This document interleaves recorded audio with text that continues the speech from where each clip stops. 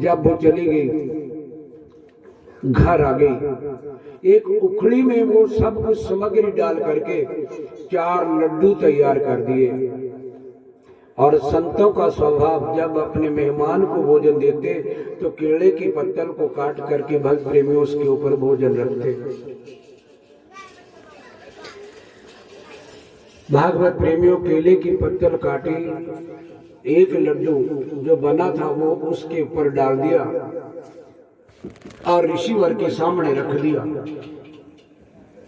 ऋषिवर बड़े प्रसन्न हुए। नारद ऋषि भोजन करने के बाद कहने लगे, अम्मा बड़ी संतुष्टि हो गई, दुनिया भर में घूम घूम कर हजारों वर्ष मेरे बीत गए, ऐसा स्वादिष्ट भोजन मैंने नहीं किया, क्या एक लड्डू और मिलेगा?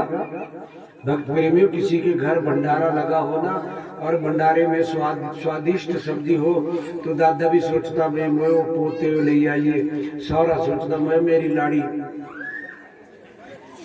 स्वाद लगाती चलते हाँ ले जाइए। भक्त प्रेमियों, स्वाद जब लगा तो कहने लगे एक लड्डू मिलेगा। माता कह रही है मिलेगा। नारद जी को एक लड्डू और दे दिया। वो कहने लगे, अम्मा एक भक्त और है, वो बड़े शौकीन हैं ऐसे भंडारे के, एक लड्डू क्या मिलेगा? कहते मिलेगा, एक और दे दिया, 2 हो गए। फिर अपने गमछे को सदेरने लगे। अम्मा एक गलती है, एक बात है, बुरा न मानियो, तो एक लड्डू अगर और दे दें तो मेरे तीनों के तीनों भगवान मान जाएंगे। बोलिए नंद कंद भगवान की जय। गुरुदेव दया करके मुझे अपना बना लेना, मैं शरण तेरी आई, चरणों से लगा लेना। गुरुदेव दया मुझे अपना बना लेना, मैं शरण तेरी आई, चरणों से लगा लेना। 3 लड्डू थे, 3 ही थे, अगर चौथा मांग लिया तो मुश्किल हो जाएगी। लेकिन नारद जी कह रहे हैं, अम्मा जी मेरा काम हो गया, अब हम चले। और चलते चलते भक्त प्रेमियों भगवान भोलेनाथ जी के पास कैलाश में पहुंच जाते हैं। और जाकर के पहली बार उनके मुख से, नारद जी के मुख से बीड़ा बजाते हुए शब्द निकल रहा है, ओम नमः शिवाय, हरि ओम नमः शिवाय, नमः शिवाय, हरि ओम शिवाय, ओम नमः शिवाय, हरि ओम शिवाय। भगवत प्रेमियों, आज भगवान भोलेनाथ जी की आंख खुल गई। ओहो, ये कौन आ गए? ये तो नारायण नारद की आवाज है, जो नारायण नारायण करते हुए आज शिव जी का नाम ले रहे। भगवान भोलेनाथ जी की आंखें खुल गई। भक्त प्रेमियों, परमात्मा हमारे सामने है, बोल के देखिए। भगवान हमें देने वाले हैं, कोई लेने वाला चाहिए। भगवान सुनने वाले हैं, कोई सुनाने वाला चाहिए। भगवत प्रेमियों, अब भगवान जी जब नारद जी का स्वागत किया, मुस्कुराते हुए स्वागत किया। बोलिए नंद कंद भगवान की जय। एक कितने होते हैं जी? एक और एक कितने हुए?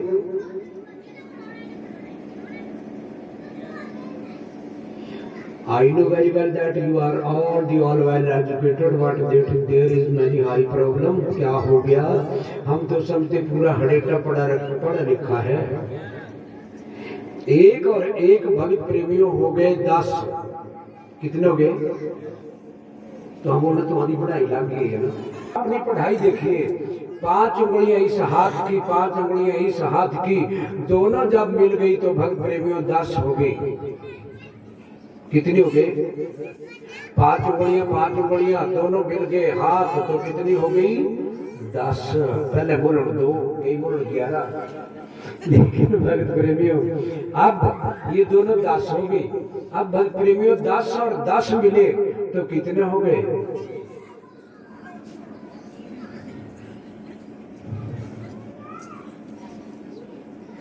चलिए इस प्रश्न का उत्तर भी हम ही दे।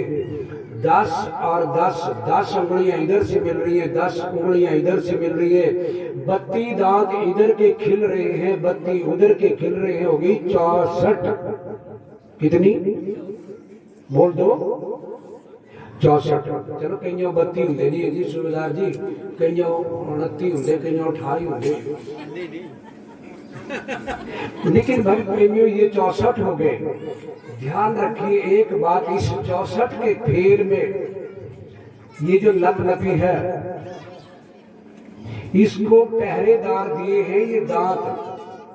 इसलिए जब भी हम कोई बात कहें इस ढंग से कहें कि हमारी जीवा से निकली हुई कोई बात किसी के कलेजे को छलनी ना कर जाए, इसलिए परमात्मा ने ये दांत दिए हैं। रोक लीजिए अपनी आवाज। हम राम बोलते हैं, राम रा बोलते ही बुराइयां बाहर निकलती हैं और मां बोलते ही लॉक लग जाता है। भक्त प्रेमियों मां। आइए भागवत प्रेमियों, जब 10 इधर से मिलते हैं, 10 उधर से मिलते हैं, दोनों ओर से नमस्कार होती है, दोनों के दिल हंसते हैं। भक्त प्रेमी याद रख लीजिए, अगर कोई आपको नमस्कार कर रहा है तो आप उनको हंस करके जवाब दीजिए, हंस करके जवाब दीजिए, तो परमात्मा आपके साथ हर वक्त रहेंगे। बोलिए अनंत कंद भगवान की जय। अगर किसी ने कहा राम राम जी तो आपने कहा राम, तो भक्त प्रेमियों कल को कनकीर चली जाएगी, फिर गर्दन में नहीं उड़ी ऐसे। इसलिए हंसते मुस्कुराते परमात्मा ने ये शरीर दिया है, बदले में कुछ नहीं लिया। हमारी एक उंगली जब डिफेक्ट हो जाती है, डॉक्टर कहते हैं कि 1 लाख रुपया जमा करवा दो। परमात्मा को देखो जिसने पैर के अंगूठे से लेकर सिर के बाल तक हमें सब कुछ बना के दिया है, बदले में कुछ नहीं लिया। अगर आप दे रहे हो बदले में तो कीर्तन दे दो, सत्संग दे दो, सत्संग कर लो। बोलिए अनंत कंद भगवान की जय। भागवत प्रेमियों, अब महाराज नारद जी जब भगवान भोलेनाथ जी की शरण में हैं, एक लड्डू उनको दे दिया। भगवान भोलेनाथ कह रहे हैं क्या है? प्रसाद है महाराज, देवी ने अपने हाथ से बड़े प्रेम से बनाया है। कोई बात नहीं, लीजिए देवी पार्वती आप भी खाइए। पार्वती कह रही है मैं अभी अभी खाए। अच्छा, तो भगवान भोलेनाथ जी उस लड्डू को खाने लगे। 3 त्रिलोकी के देवता भक्त प्रेमियों देखिए आज कैसा चक्कर हमारी इस दुनिया को दिखा रहे कि किसी के भी घर में जाना, प्रसाद ग्रहण करना, कभी मत बोलिए, कभी मत बोलिए कि ये स्वादिष्ट नहीं है। अगर आपने नहीं खाना है तो बंद कर दो जी, बस मेरा इतना था ही सका। आइए भागवत प्रेमियों, भगवान उस प्रसाद को खाते जा रहे, उंगलियां चाटते जा रहे और पार्वती दुखी होती जा रही है। नारद, आज तक मैंने ऐसा स्वादिष्ट भोजन कभी किया ही नहीं। देखिए महाराज जी घर आ रही है सामने, किसी दूए आदमी दी दूए जनाना दी कोई उपमा करे तो समझ ले घर आड़ी बेचारी को परमात्मा रूप ही है। देखो पार्वती को भी गुस्सा हो रही है कि कौन है ये स्त्री जिसकी इतनी उपमा की जा रही है। पार्वती गुस्से में हो गई। भगवान भोलेनाथ जी उंगलियां चाटते रहे। भगवान नारद जी अपने रास्ते पर चल पड़े। चलते चलते कहाँ जा पहुंचे भक्त प्रेमियों? आज वो जा पहुंचे ब्रह्मलोक में ब्रह्मा जी देवी गायत्री के साथ बैठे हुए। और ब्रह्मा लोक में जब गए, ओम ब्रह्मणे नमः, ओम ब्रह्मणे नमः, ओम ब्रह्मणे नमः, ओम ब्रह्मणे नमः, ओम ब्रह्मणे नमः, ओम ब्रह्मणे नमः, ओम ब्रह्मणे नमः, ओम ब्रह्मणे नमः।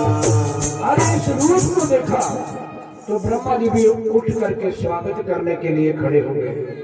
आओ मेरे प्यारे पुत्र, आज मेरा नाम जपते हुए आ रहे। हाँ आ रहा हूं। भागवत प्रेमियों, पूछा आज कैसे आना हुआ। अपने पिताजी को केले के पत्थर में लपेटा हुआ एक प्रसाद का डोना दे दिया, लीजिए महाराज ये प्रसाद है, खाइए। वो गायत्री जी के लिए कह रहे हैं, गायत्री जी कह रही है नहीं खाएंगे, अभी अभी खाकर हटे। ब्रह्मदेव खाने लगे और जय जयकार करने लगे। जब चारों ओर से जय जयकार होने लगी तो देवी गायत्री गुस्सा होने लगी, आज तक मैं खिलाती आई हूँ, मेरा नाम कभी नहीं लिया, और ब्रह्मा जी आज आप बड़ी भारी सिफत कर रहे हो। ब्रह्मा जी कह रहे आपने खाया नहीं तो आप क्या जाने। और भगवत प्रेमियों देख लीजिए, आज तीनों देवियों को वो प्रसाद अच्छा नहीं लग रहा, क्योंकि 34वीं बारी विष्णु भगवान जी के वैकुंठ धाम में जाकर के जब नारद जी दे रहे हैं, नारद जी जब वो प्रसाद दे रहे हैं, भगवान विष्णु जी भी ऐसी प्रार्थना कर रहे हैं कि जिस देवी ने ये प्रसाद बनाया है उस देवी के हाथों में साक्षात अमृत है। वो बोलिए अनंत कंद भगवान की जय।